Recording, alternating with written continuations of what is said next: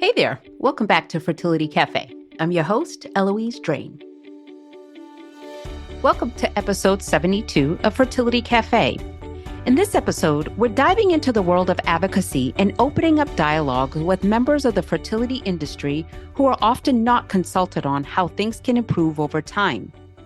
We are all very pro-family around here, no matter what your family looks like. But we also feel it's important to advocate for the egg donors and surrogates who are helping families become whole.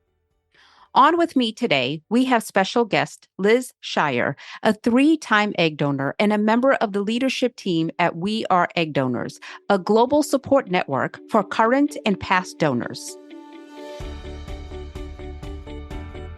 Liz, welcome, and thank you so much for being here. Thank you so much. It's such a pleasure to be here. Absolutely. So let's get started with your story on how did you even get into the world of egg donation? Sure. So back in the years right after I graduated from college, so we're talking about the early 2000s, my mother was in a bad financial situation. She had, among other things, gotten an eviction notice from the landlord. And so I was working full time and also had a few part-time jobs, but I was living in New York and working in publishing. So none of those made very much money. And I was looking for a way to help out, both for the back rent and for the lawyer. And so I saw one of those ads for egg donation, and I'm sure you're very familiar with them. They're all over the place. They're always very, watercolors and Mm. hearts and like a woman in profile and hands cradling a baby. It's Yes. very self-focused, very sweet, very compelling. And I was in a pretty bad situation, so that really made me sit up and take notice. Was it through an agency or was it through a fertility clinic? It was through a clinic. Agencies were not such a big thing back in the early 2000s, and Yep. most people went directly through clinics. Okay. And so you applied at the clinic and they said, yes, you would be a good candidate. And how was that experience? Yeah, so I filled out what in my memory is something like a 40-page document with every possible piece of information down to, my SAT scores, to what I liked to do in high school, to my hobbies. And the really funny part about it was that many, many years later, I found out that a friend had been a recipient parent at the same time at the same clinic. And we had this one, like, yeah, the look on your face was exactly the look on mine, where for one brief moment, we're like, oh my God, is your son my genetic child? And it turned out that almost none of that information made it to the recipient parents. So I don't know if it was just for the records or if there was some coordinator in the background doing matching that just was not transparent to either party. But they really covered every possible piece of information. They actually, it turned out, had more information than I did. There was extensive genetic testing. I'm of Ashkenazic Jewish descent, and there are some diseases that are more common in that population. And it turned out when I was pregnant with my second child that I am the carrier for a fairly rare chromosomal disorder. And the clinic knew that, but they didn't tell me. So that was a pretty striking thing to find out. Thank God both my children are healthy. My husband is not a carrier, so we were okay, but they really had all the goods. The clinic never told you? No. Mm-mm. Alrighty then. Okay. And hence the reason why we're having all of these conversations now. Hmm. Hmm. So, how many times did you donate? 3. 3 times through Hmm. the same fertility clinic? Hmm. And obviously, it was all anonymous. Yes, that was all that was Okay. available at the time. Okay. So, let's move forward and talk about We Are Egg Donors and the advocacy group that you are a member of. First, how did you get involved with We Are Egg Donors? So it was just about the time that I was pregnant with my first child that I started kind of thinking back to this period in my life when I'd been donating. And I'd always kind of had questions about it. It was something that I did out of financial necessity. And it was really sold to me at the time as this great altruistic thing, right? Help create a family, help, give someone their wish, that kind of thing. And at the time, I was kind of desperate and scared. And so I didn't think too deeply about it. I just went ahead. And later in life, when I had more time to consider it, I really started questioning the ethics of it, especially as I was looking forward to the birth of my first child. And when I donated, there was internet, but there wasn't social media, right? There was Yep. nowhere to find other donors. I'd never really spoken to anyone about it. And so I went looking to see if there were people that I could have these conversations with.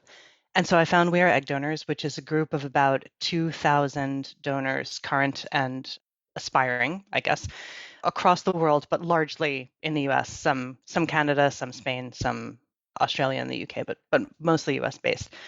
And a lot of the conversations there are about logistics, right? I've received this medication, the numbers look wrong, what do I do? I can't reach my clinic, what do I do? I'm having trouble breathing following my trigger shot, what do I do? But some of it was about anonymous donation and all of the issues that come from that, about donors finding that embryos created from their eggs had been donated on to other people that they did not agree to. And what do they do? Now they have their own children who are upset about having genetic half siblings. What do they do? And so it was really great to hear that other people were wrestling with the same kinds of issues that I was wrestling with. Mm-hmm. Were you upfront with your own children about donating? So my kids are 4 and 5, and I do not know whether or not anyone was born of my donations. I'm assuming so, given the fervor with which the clinic pursued me for the second and third. But I have a hard enough time explaining to them how children are generally born, let Mm-hmm. alone IVF, let alone they may or may not have siblings out there. It's that may or may not bit that's really difficult. So they should know, they deserve to know. I have not told them yet. Well, yeah, obviously, and it's clearly it has to also be age appropriate, I feel. Right, right. Um, so now just to go back to real quick about your donations, did you have any problems or any complications during your cycles? So I was on a protocol that is very rarely done now, a long cycle with very heavy doses of a drug called Lupron, and I Yeah. developed hypothyroid as a result of those donations. Although there are no long-term longitudinal studies on egg donor health, there are studies linking Lupron to endocrine disorders. That is the one long-term effect that I've had. It's very minor. I take one pill a day. It's fine. It's not my favorite, but it's other people have certainly had far worse. Mm-hmm. Yeah. So I did my first donation in 2000 as well. And Mhm. funny enough, I actually did sign up with an agency, although I was told at the time when Mm. I applied in 99 that Black women didn't have infertility issues. And that it would be highly unlikely that I could get matched, but I would be definitely a good candidate. So they'll just keep my information on file.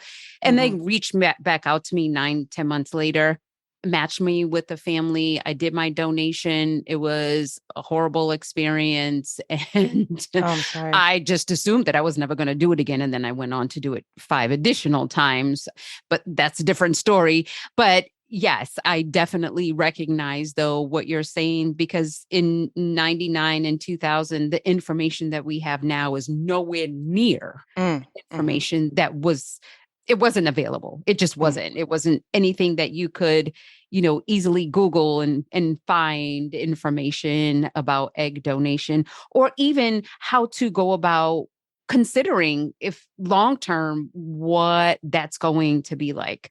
I have been very upfront with my own children Mhm. about my egg donation, but by the time I started egg donation, I mean, they weren't children, they weren't young as yours are. I mean, shoot, my oldest right now is 28. So Mm, mhm. Okay. And you had them already then by the time you started donating? yes, I Okay. already had my children then. And again, and I was very upfront because I always had the fear that they would go out somewhere, or they would be in college, or they would Mhm. travel, or, something. And then they would meet somebody, and they resembled each other. And it's just like, oh, wait a minute, hold on a second. Wait, why do you look so much like me? Or, Mhm. you just start creating all of these things in your brain, and it very well may never occur, but you still start putting these things in your own head. And that's what I was doing. And I was like, okay, maybe I'm just going to be completely open with them. And now, That's obviously, great. they know.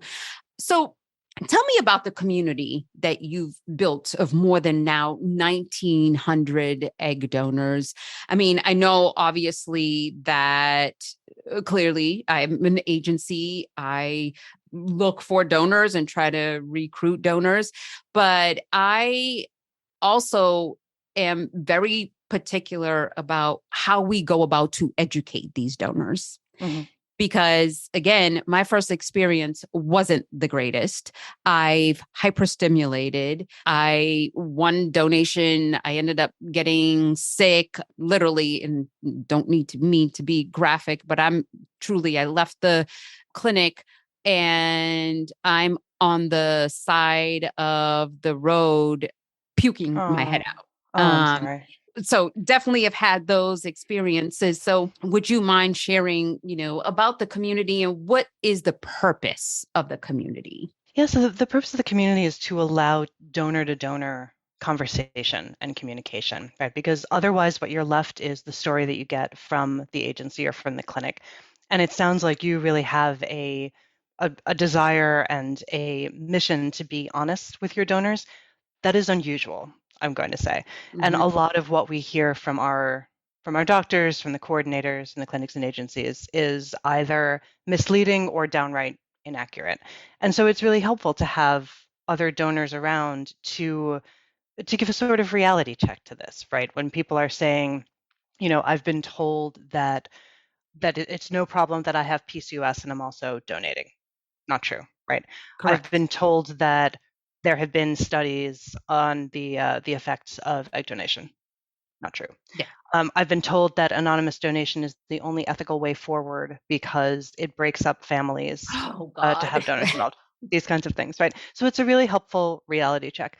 On a more sort of pedestrian note, it's also, as with almost anything, especially anything health related, just helpful to have a community of people who are going through what you're going through, who can, give you a thumbs up the day of your retrieval if you're feeling nervous, that kind of thing. Mm-hmm. And what initiatives are you guys currently working on to help really educate the masses about egg donation? Yeah, that's a great question. So I'd say there's sort of two buckets of that. We're looking to educate not the masses, but our own community Mm-hmm. about, the issues around donation and around where they can be treated well. I maintain an anonymous survey on clinics and agencies through which it's very, very easy. It's the same doctors who are putting donors in the hospital time after time after time, right? Like it does sometimes happen just randomly, but we know who the worst offenders are. Mm-hmm. And that kind of information is helpful. And we're also starting to work on advocacy. I am working somewhat separately with a group that is looking to help revise a current bill in front of the New York State Senate with New York State Senator Kruger for a donor and surrogates bill of rights. So I traveled to New York this summer to chat with them about what could be on a donor's bill of rights and learned a lot about the surrogacy process, which is sort of not my field. And so all of that was new for Mm-hmm. me. Mm-hmm. So we're really trying to raise awareness around the issues of donation, both for donor health and the impact on the people who are born of these donations, and try to make the experience better for everyone. Yeah, I agree. And the thing too about egg donation is this industry does a disservice is they only talk about the right here and now of Hmm. how you're helping a family and you're doing something wonderful and all of the great wonderful things, but no one is talking about, but what about 10 years from now? Yeah, What about yeah. 20 years from now? Hmm. What are you going to tell your children if you both end up going to college at the same time and you're looking at each other and you're like, hold on a second, there's something off here? Hmm. What then? I know we keep talking about the social aspect, but let's even get into the medical side of things because there is no long term study on egg donation. There's no long Hmm. term study of how it's going to affect you down the line.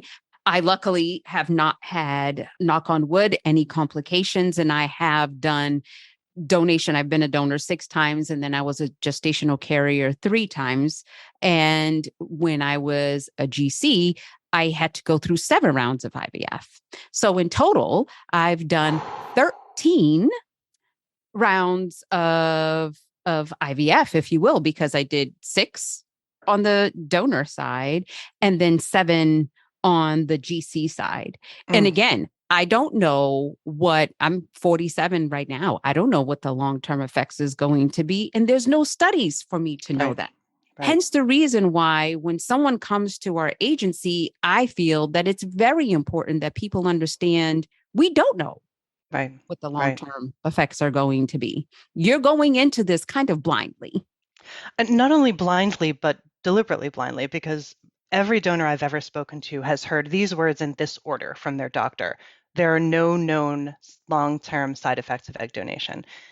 And that's not exactly true. What they mean is there are no known long-term side effects of IVF. And those are Mm, two very different things because the demographic that they're looking at is older women, often women with low ovarian reserve, an entirely different cohort. And they're applying that to young women who definitionally have high ovarian reserve. So hmm it's a real challenge because somebody, in my case, 3 times my age in a white coat with a wall full of cute babies behind him is saying something that of course I believe because Sure. why wouldn't I? Yeah. Because quite honestly, I mean, where are you going to go at that time to go look that information up to see if there was anything different? Right, right. Yeah. What changes have you seen happen over the years in the fertility industry with regard to egg donors and the way they are viewed or treated? Well, gosh, there's a lot of answers to that. I would like to think that we are egg donors and other, other groups and other cohorts of donors have helped donors advocate for themselves, have helped them realize that they are the patients too, hmm and that their health should be taken into account hmm during their cycle. So I think that that has been helpful. Weirdly, I think COVID has helped push that message forward a little bit more because so many restrictions were laid on donors around that time, and so many donors were either being required to get vaccinated or required not to get vaccinated by some recipient parents, were required to travel hours for, just basic ultrasounds and the normal care instead of going to the place in their own hometown. I know one donor who was required to stay in a hotel near the recipient for the entire process so the recipient could keep an eye on her. And these kinds of things were so egregious and so difficult that donors started saying, I have to be able to say at some point that this is not acceptable, that this is Right, not for me. right. Absolutely. Yeah. Within the fertility industry, do you think that the fertility clinics, agencies, or whatever, or should I say, how should the fertility industry with fertility clinics and agencies and so on, how do you think that they should be educating these donors about being an egg donor? I mean, obviously you don't want to scare anybody from doing it, but at the same time, they need to be well informed of Mhm. the decision that they're about to make. I mean, I think this should be straightforward that there are no long-term studies, which I don't think is necessarily a turnoff for most people. We do a lot of things in our lives that are not particularly well studied. My concern is more with doctors who insinuate that there is knowledge that there is not. Just being straightforward about the fact that it isn't there, I think would be a good start. I would make it a requirement for all donors to read some of the stories of donor conceived people, either in We Are Donor Conceived or other places, because they need to understand that we can't just be thinking with the goal of a healthy pregnancy and a cute baby. This information is out there. The needs of donor conceived people are out there, and it's not new. There are That's sperm right. donor conceived people in their 80s. We have That's had this information for a long, long time. I don't think you should go into this as a donor without thinking about how the people you are creating are going to feel about it. right. Yes. Actually, let's talk about the donor conceived because as a egg donor, I got to actually meet one of my egg donor babies Oh, this wonderful. spring. Hmm. She's 17. And the very first question I asked her, I was like, so do you have any questions for me? And her first question to me was, do I have any regrets? Hmm. And, again, I definitely didn't have any regrets. I've learned a whole lot more throughout the years and clearly being in the industry and all of the things. So, I definitely have a perspective from both sides, I feel. But that was her first question to me was, do I have any regrets? And I'm curious, especially in the community of We Are Egg Donors, do you guys talk about donor conceived people and how that would potentially impact a donor or a person considering becoming an egg Hmm. donor? Yeah, that is such a great question. What I've found among the members of We Are Egg Donors is that it skews very young for obvious reasons, right? It's mostly people who are in the in the throes of doing it. So, 19 to 28 is how old most people are. And that people are generally very enthusiastic about their donations while they're happening and then for a few years after. And then the glow starts to wear off. And that's when you start seeing regrets coming in. And over time, most older donors do leave the group because it is hard for them to see young women signing up for something that they feel harmed them. So there are now smaller other groups for donors who are, 10, 15, 20 years down the line dealing with those issues. I think that you are going to see some number of donors who just don't want anything to do with the children born of their donations. They see this, and I think it's well intentioned. I think it comes from a good place of not wanting to get in the way of a family. And that's the message you're getting, right? The message you're getting is don't interfere, don't insinuate yourself where you don't belong, don't threaten the family that's being created. Mm-hmm. And so you see some of that. And then you see a lot of people who are kind of curious. And then, of course, there's also the segment of donors who are donating to a sister or a relative or a friend, which can come with its own set of issues. That's right. I've seen plenty of donors whose whole families have stopped speaking to them because they had an agreement with their sister that the donation would be known to the child. And then the sister says, I'm not telling my kid and I'm cutting you off, so you can't either. There's all kinds of ways that can go well, and there's just as many ways that can go badly. Mm-hmm. Yes, definitely. How do you hope the fertility industry will change in the future?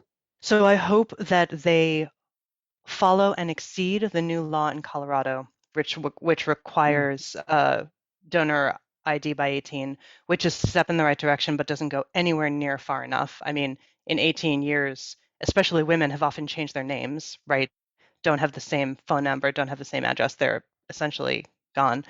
And nobody should be cut off from their family, not just the donor, but the donor's family, their genetic grandparents, their, half siblings, their cousins for the first 18 years of their lives. So the first thing would be to make anonymous donation illegal, as it is almost everywhere else in the world. I Mm-hmm. feel compelled to say that we're one of the few Mm-hmm. countries that still does it, which makes us an enormous market for recipients in other countries. Because in Australia, for example, where donors are very much encouraged to have had their own children by the time they donate, so they're not as young for the most part, and are required to be known, there aren't that many of them, and they can't be paid, so there definitely aren't that many of them, Right. right?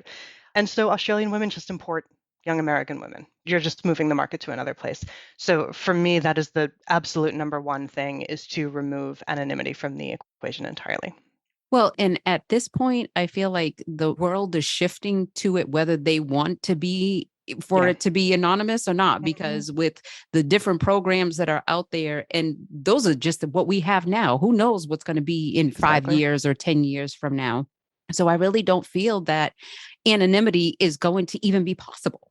It won't be. It won't be. And where you're seeing anonymity be broken is where someone doesn't know they were donor conceived and takes a test for another reason, right? They get it as a holiday gift, or they want to know about the health portion of the test or whatever it is. And suddenly they have an NPE and half their Hmm. line is a stranger. Hmm. And that, I mean, talking about what might break apart a family, that's not going to be good for the Yes. family at that point, right? For the donor health side of things, there is currently a carve out in HIPAA for gamete donors.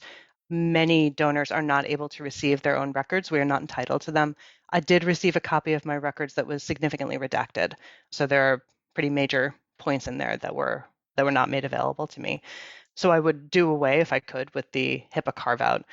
And I would require that agencies and clinics are more honest about the potential health impacts and about what donors can expect after the donation.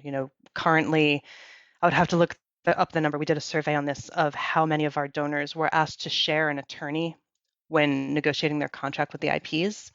There is no other area of law where an attorney will represent both sides of a contract. That is an obvious and clear breach of ethics, and yet it happens all the time. And Yeah. so donors are promised all this stuff that is just complete nonsense, completely unenforceable. And it's done because they're young. They're 21 years old. They don't know. They don't know. But if the attorney agrees, they sign the contract. I'm literally biting my tongue right now so that I don't scream because why? Why? Like, why?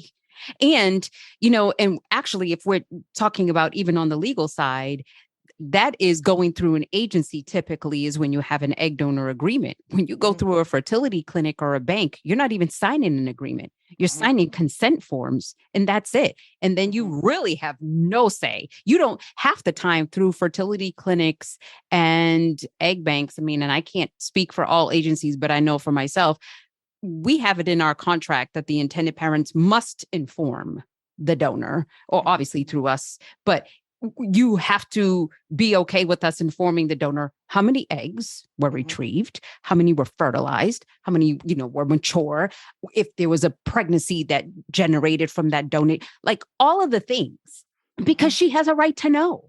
Yeah. She has Yeah, a she right does. to know because one day she may have children and you want to know where is the genetic relation to my child at? Mm-hmm. Mm-hmm. You have that right. Yeah. And I would be amiss if I didn't even put this out there, but that is definitely one of the frustrations that I have with the fertility industry that I definitely feel we do a disservice there. So, sorry, and I know I keep going on and asking more questions, so I apologize, but obviously this is something that's near and dear to my heart. What do you think is going to take for those changes to happen, like what you had just mentioned? I think that the donor conceived community has taken a great leaf out of the book of the adoptee community Mhm. and is making some of the same arguments there to very good effect. The trauma of genetic bewilderment, the need to know your genetic family, the right to know your genetic family. And I kind of want to stay in my lane here because I'm not donor conceived and I don't want to speak for them.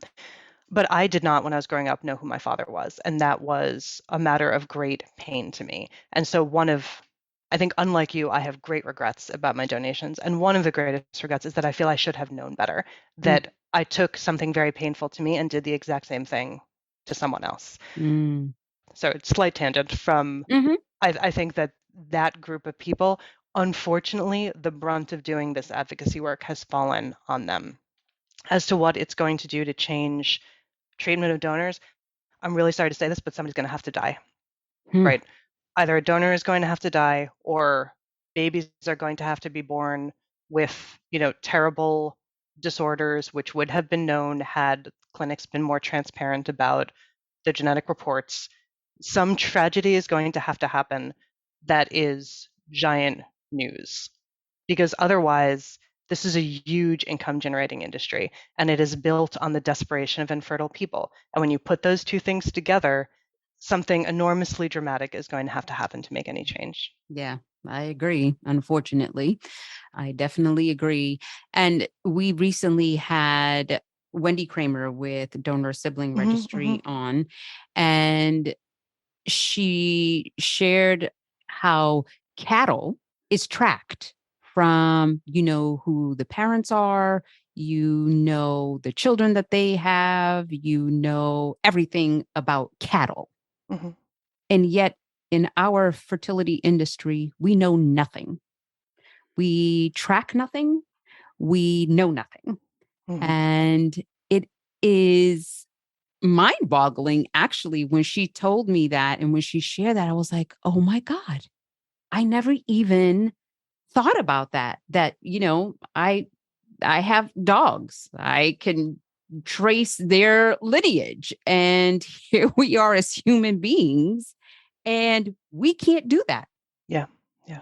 And we can't do that because of an industry that is now more concerned about the bottom line than, quite frankly, about human beings. Mm-hmm, And yes, I am in this industry. I work in this industry. I make a living in this industry. And yes, I am saying this about this industry. mm-hmm, And it's one of the reasons why I wanted to start doing these podcasts, is to start talking about the things that we need to change. And this is one of the things that we need to change.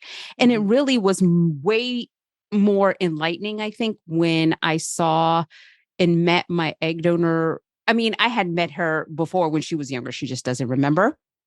But now that she is 17 and we can converse and actually, you know, have a dialogue about how it impacted her, I was like, wow, we need to make some changes. Mm-hmm, So mm-hmm. my final question to you is, if you were to talk with a young woman who's considering becoming a donor herself, what would you tell her?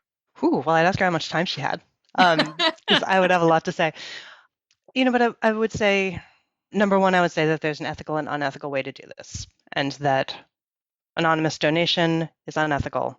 It is easier and more comfortable for a lot of people, but that doesn't make it right. I would say that she needs to read the stories of donor conceived people to understand the impact that this is going to have on somebody else down the line. I would ask her to remember that her health is potentially on the line, and not just her reproductive health, because that's something I see a lot from younger donors saying, well, I never want to have kids, which I also never wanted to have kids when I was donating. So, life is long and then things change, but it is not only your own fertility that is at risk, it is other parts of your health as well. And I would say, go into this being your own advocate, have your own attorney. If something is wrong, looks wrong, say something. If you have a dangerous number of follicles developing and maturing, say something. If a doctor calls you a chicken, say something. Or an agency that is treating you poorly, because they only make money as long as donors are there, right? And if we step away from those doctors that we know are just hospitalizing donor after donor, they go out of business.